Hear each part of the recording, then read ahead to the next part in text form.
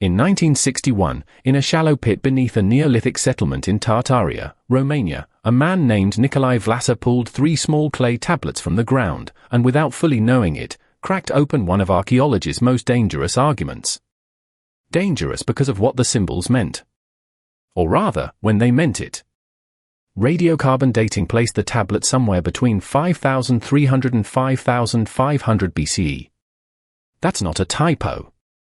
That would make these markings older than Sumerian cuneiform, the writing system that every textbook calls the first. Older than Egyptian hieroglyphics. Older than anything we've been comfortable calling a civilization capable of written language.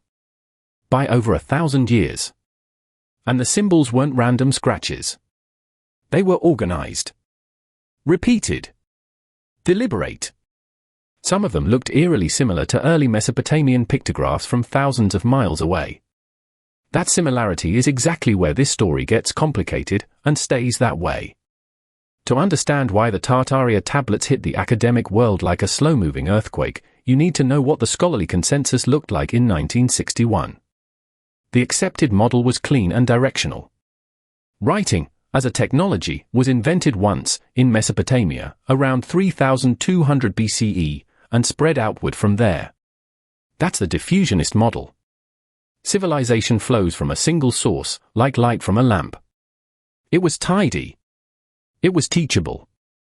It fit the maps in university textbooks. Vlassa's tablets threatened to flip that entire model upside down. If the dating was correct, the people of the Vinca culture, a prehistoric society spread across the Balkans and the Danube River Valley, were making organized symbolic markings before the Sumerians ever pressed a stylus into clay. That doesn't just complicate the timeline. It dismantles it. Vlassa knew what he had. He published. He argued. He spent years trying to get the wider archaeological community to engage seriously with the find. Some did. Many didn't. The tablets were frequently discussed in terms that kept them safely at arm's length: proto-writing, symbolic notation, ritualistic markings, language designed to acknowledge the tablets without accepting their full implication. He died in 1978, still defending them. Here's where the story develops a second layer of tension, because the tablets themselves came with a context that made interpretation even harder. They weren't found alone. Alongside the tablets, Vlassa uncovered a collection of figurines, a shell bracelet, and, most significantly, the fragmentary remains of a human skeleton. The bones appeared to belong to an elderly woman. The objects were arranged in a way that suggested ritual deposition, possibly a burial. This changes the question entirely. Were the tablets records? Tokens? Religious objects?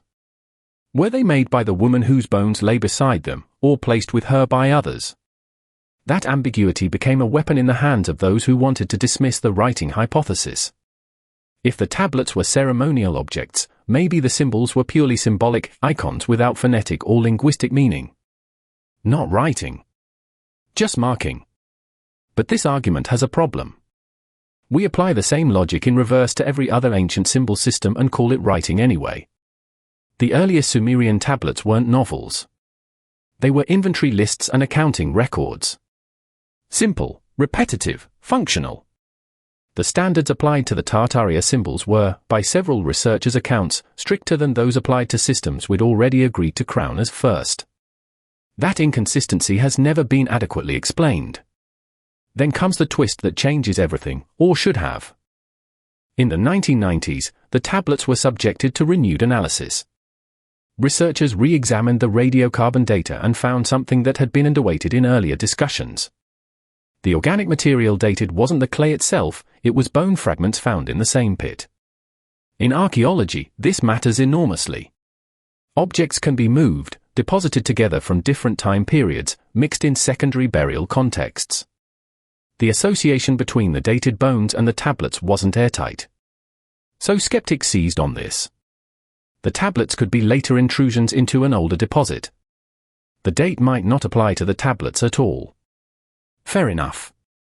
Except, and here's what rarely gets reported clearly, the Vinca culture itself, the broader civilization these tablets belong to, has been independently dated through multiple sites across the Balkans to that same general window. The symbols found on Tartaria-style tablets appear at other Vinca sites too. This wasn't a single eccentric find. It was part of a pattern. A system of symbols, recurring across geography, over centuries. That's not one man burying one strange object. That's a culture doing something consistent with language. The dating controversy, in other words, doesn't actually undo the writing hypothesis. It just gives people permission to keep the debate open rather than closing it in an uncomfortable direction. So where does this leave us? The tablets are real. They're housed, or were, until recently reported access issues, at the National History Museum of Transylvania in Cluj-Napoca, Romania. Their age is genuinely contested but genuinely ancient. Their symbols are genuinely systematic. And the academic response has been genuinely inconsistent. The honest answer is that we don't know if these are writing. Not in the way we'd need to know to rewrite textbooks. There's no Rosetta Stone equivalent. There's no bilingual inscription that lets us decode what the symbols meant or whether they represented sounds, words, or concepts. We can observe that they're organized and repeated. We can note their visual overlap with other early symbol systems. We cannot yet read them. But we cannot read them is very different from they aren't writing. We spent decades unable to read Linear A, the undeciphered Minoan script. We called it writing anyway because the evidence of systematic symbolic behavior was undeniable. The Tartaria Tablets show that same behavior, in a culture that preceded every civilization we've put in Chapter 1. What Vlassa found in that Romanian pit in 1961 wasn't just 3 clay objects. It was a problem.